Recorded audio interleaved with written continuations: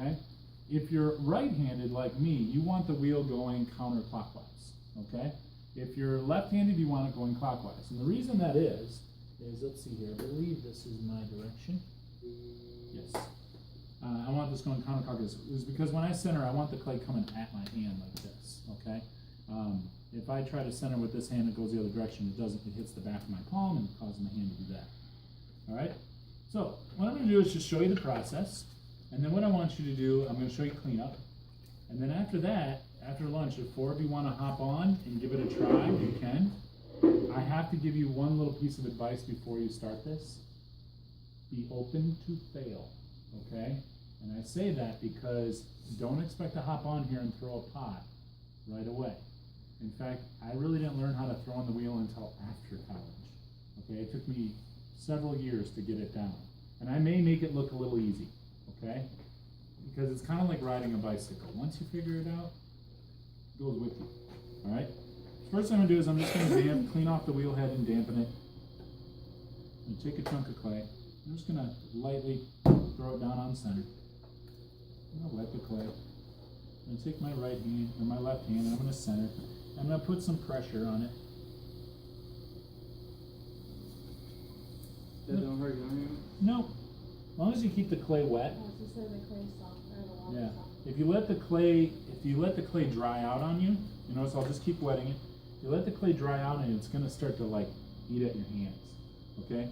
This clay is actually very smooth, kind of buttery. All right?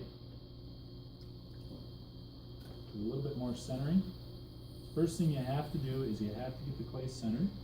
All right, is that centered? Hold your finger on the side. If you don't feel it bumping around, then it's centered. All right? Now what I'm going to do is I'm going to do the next step, which is called dropping the floor. I'm going to take my middle finger here, and I'm going to push down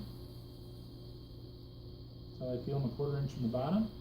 I'm going to pull that out, and I'm going to make the floor. All right. Next step in the process is called raising the walls. This is the hard part. You gotta slow the wheel down. And I'm just gonna basically use my fingers like this, and I'm just gonna lightly pinch the clay. And I'm gonna raise it up. Alright, it's like I'm picking a chunk off the bottom and I'm slowly bringing it up towards the top. Okay? This is the part that's hard because it takes practice and the sense of touch to get it down, but eventually get it. Alright, so I'm gonna lightly squeeze. I'm gonna raise that up. And slowly let go. And remember, keep the clay wet.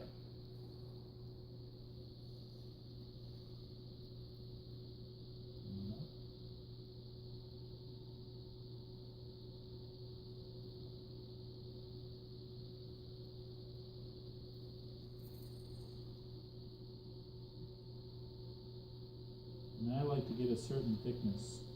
You don't want your pots too thick, otherwise they have a hard time firing in the kiln. Because if they don't get dry enough, like if they're too thick and they got moisture in them, they can do what's called exploding, which is even worse than air pockets. Believe it or not. One last pass. What in the hell am I looking at? This is really weird. This is a cylinder. The first thing that you, in any artist, any potter will kind of tell you this, the first thing you really need to discipline yourself on before you really get into throwing really different forms is you have to like practice the cylinder. One thing, and I don't know if any of you have ever had Miss Miller as a teacher over at Roosevelt. Have you ever had Miss Miller? She's a potter herself, and the one thing is she was she studied under Ken Bichelle, another local potter, and he said you need to sit on the wheel for a month and just throw nothing but cylinders over and over and over and over and over again. And there's some truth to that because you really start to master the process a little bit. All right, but for your sake, you don't necessarily have to do that. You more or less, I want you just to get the experience of throwing on the wheel and seeing what you come up with.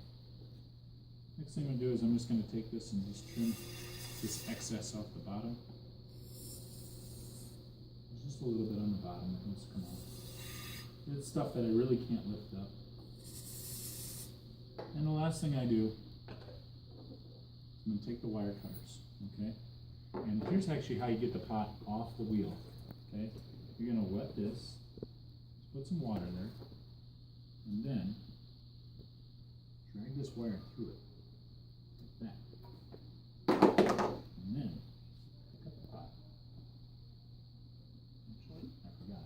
You gotta dry your hands. It's good to have a little towel by your side. Otherwise your hands are slippery.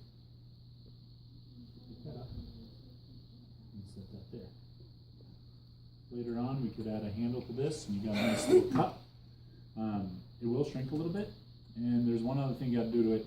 You have to let this dry to a leather hard stage and flip it upside down and trim it. Okay? Now, I just made that process look fairly easy. Okay? How many of you have thrown on the wheel before? Okay. Did you get it right away? Nope, it flew across the room and hit the wall. Okay, try not to do that. It took me 2 months before I could get my